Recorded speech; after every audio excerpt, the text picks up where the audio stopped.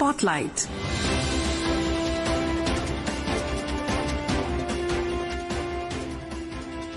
This is Akashvani. In the program Spotlight, now we bring you a discussion on India's agriculture export boom from farms to foreign markets. The participants are Prakash Chawla, agriculture expert and economic analyst. Moderator is Anubha Rohatgi.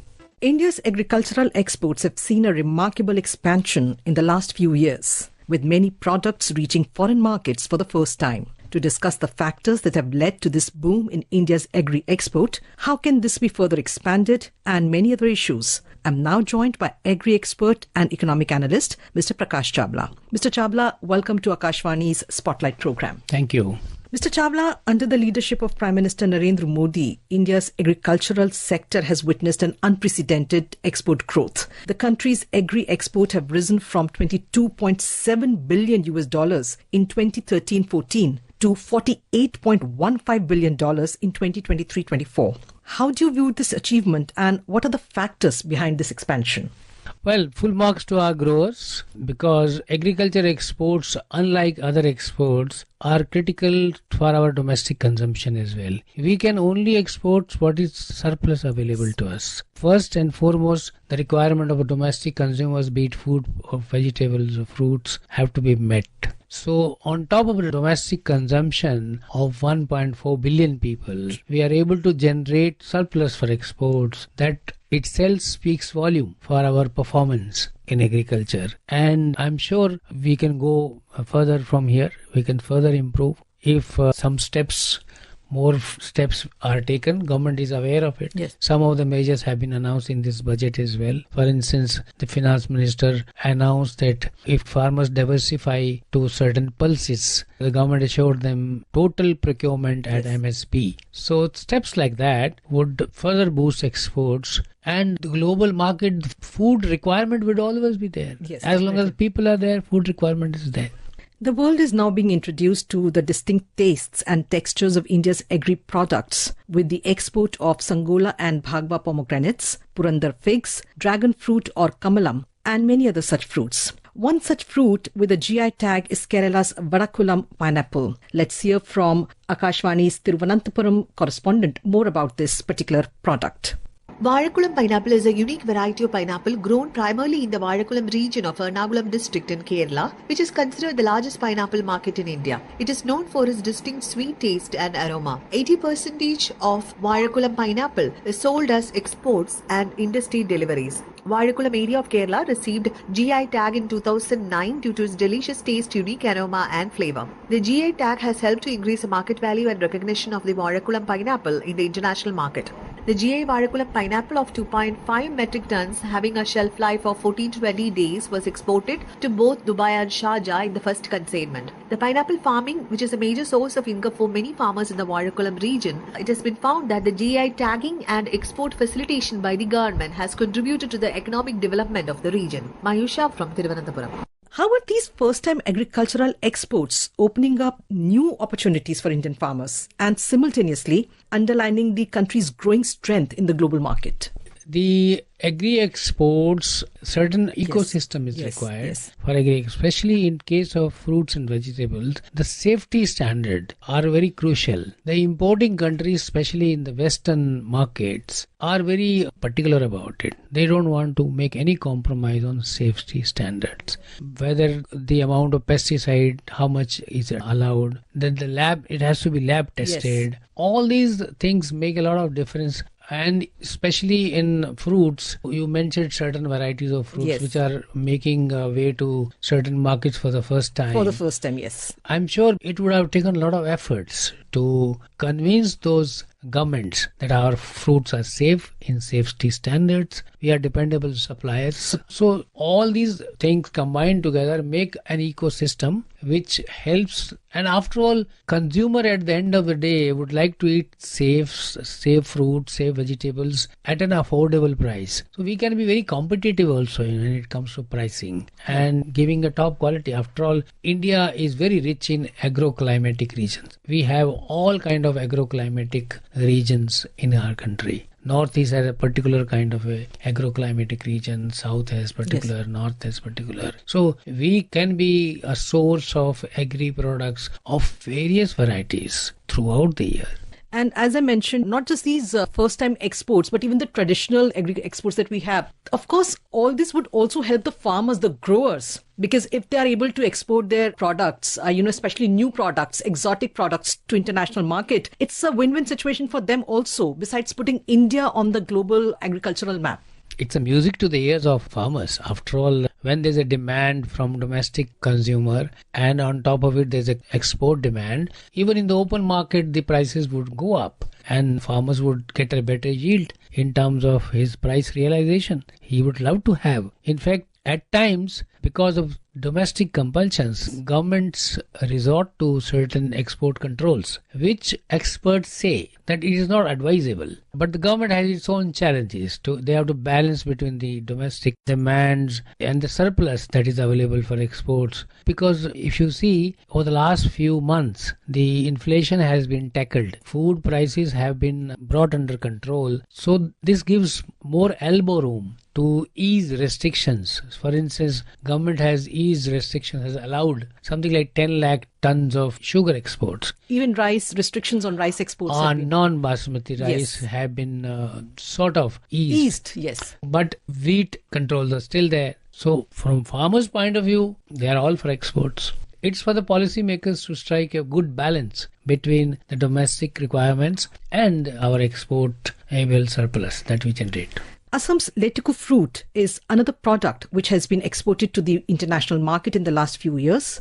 How is it benefiting the local farmers? Let's hear from our correspondent. From the last few years, several agricultural products of Assam made their way to international markets, boosting the economy as well as the morale of the farmers of the state. For the first time, under the leadership of Prime Minister Shri Narendra Modi, a shipment of fruits known as leteku in Assamese, also called Burmese grapes, exported to Dubai via Delhi in 2021. The leteku were sourced from the Dorong district. In the same year, Assam also exported the iron-rich baudhan or red rice, which is grown in the Brahmaputra Valley, to the USA.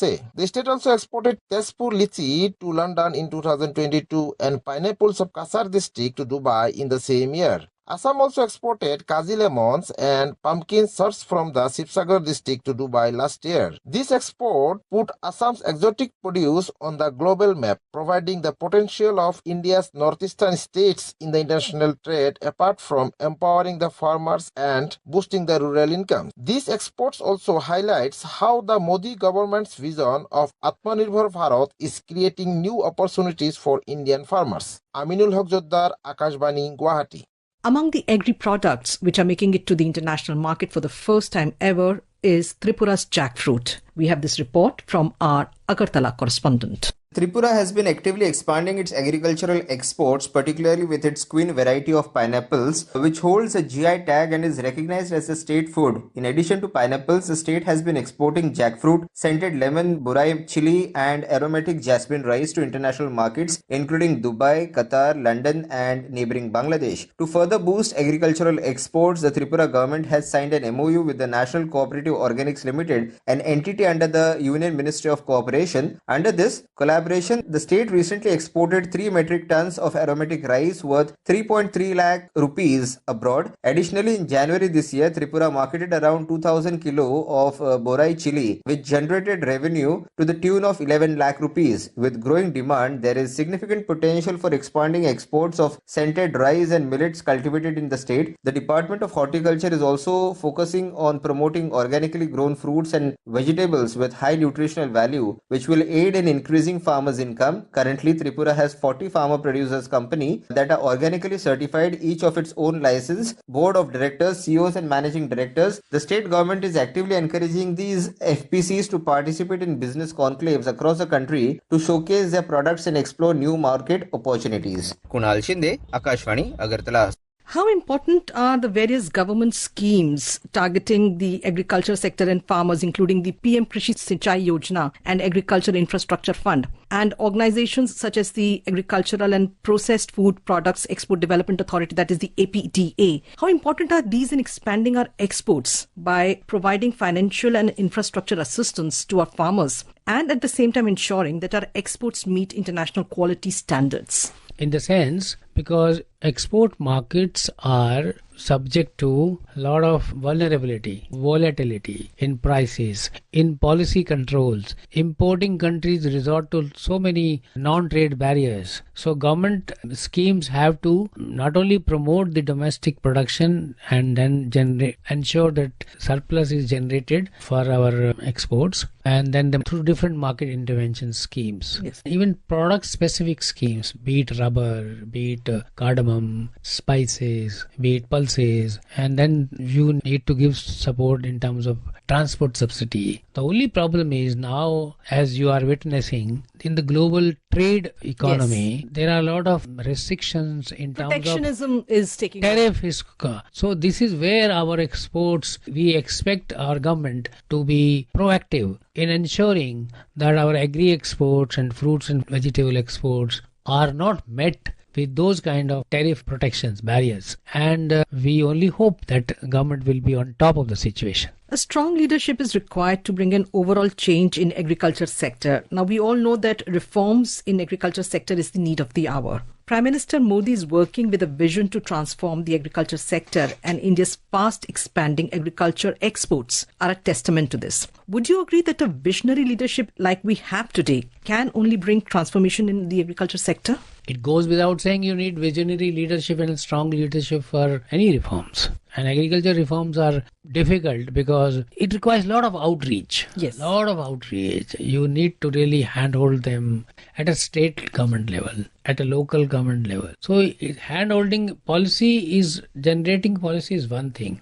But then when you implement it right to the grassroots level, you need to reach out to them and then explain to them what is the purpose of these reforms. Once they are convinced that these reforms are meant to benefit them only, they would naturally go for it. There is no doubt they will not go for it. So a lot of effort is required by everybody. If we look at the global agricultural trade, that is worth about $2 trillion, whereas Indian exporters are contributing only about 2.4% to it at the moment. What are the major challenges that the agri-exporters are facing, and what needs to be done to overcome these? Well, as I said earlier, we have domestic consumption itself is so huge. You can export only the surplus. We have 1.4 billion, largest population in the world. So we have to feed them. Then we have government programs like Garib Kalyan Yojana. We have to give free ration to 800 million people. First, we need to ensure that the adequate quantity is made set aside before even we have surplus for exports. So the answer to your question lies in generating more surplus, more productivity. Even when we have surplus, we have to ensure that the price stability is ensured. Export controls and restrictions should be the minimal. And the export products should be the international standards as well.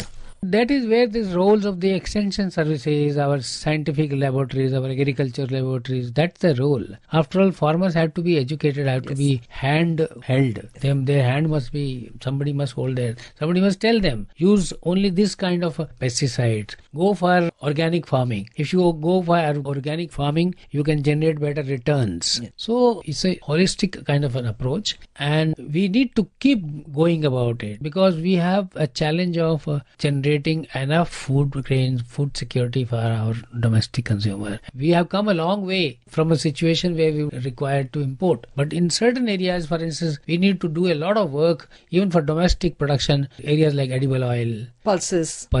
We need to go a long way. Let us hope that things will continue to work. Mr. Prakash Chawla, thank you so much for joining us in this discussion. Great to be with you.